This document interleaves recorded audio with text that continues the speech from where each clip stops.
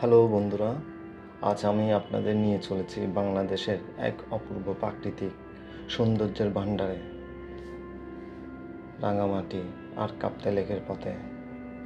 রাঙামাটি পাহাড়ে ঘেরা শান্ত শহরটা যেন একেবারে আলাদা। এখানে পৌঁছে মনে হয় যেন প্রকৃতির কোলে এসে দাঁড়িয়েছি। চারদিকে সবুজ পাহাড়, মাঝে মাঝে সাদা মেঘের আনাগোনা, আর মাঝখান দিয়ে চলে গেছে কাপ্তাই লেকের নীল জলরাশি। লেকের দিগন্ত জোড়া জলরাশির দিকে তাকালাম, মনটা ভরে উঠল।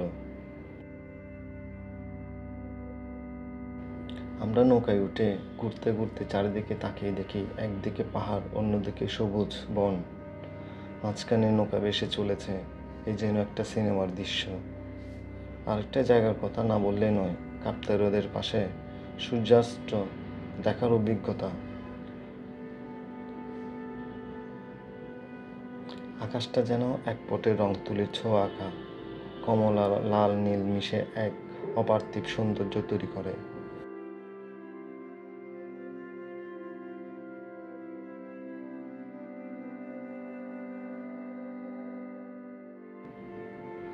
বন্ধুরা, এই রাঙামাটি ও কাপ্তাই লেকের এই সফর শুধু চোখে নয়, মনকেও শান্তি দেয়।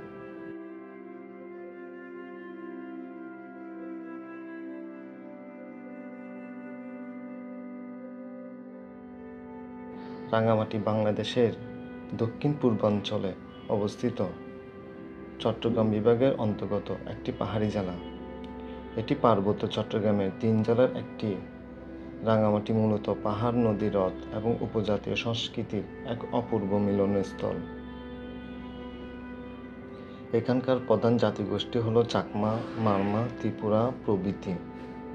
কাপ্তাই লেক হলো বাংলাদেশের তৈরি সবচেয়ে বড় কৃত্রিম জলাধার। 1956 থেকে 1962 সালের মধ্যে কর্ণফুলী নদীতে বাঁধ নির্মাণের ফলে এই হ্রদের সৃষ্টি হয়। এটির আয়তন প্রায় 725 বর্গ কিলোমিটার। এটি শুধু পর্যটনের জন্য নয়, বিদ্যুৎ উৎপাদন, মাছ চাষ এবং নৌ পরিবহনের দিক থেকেও খুবই গুরুত্বপূর্ণ।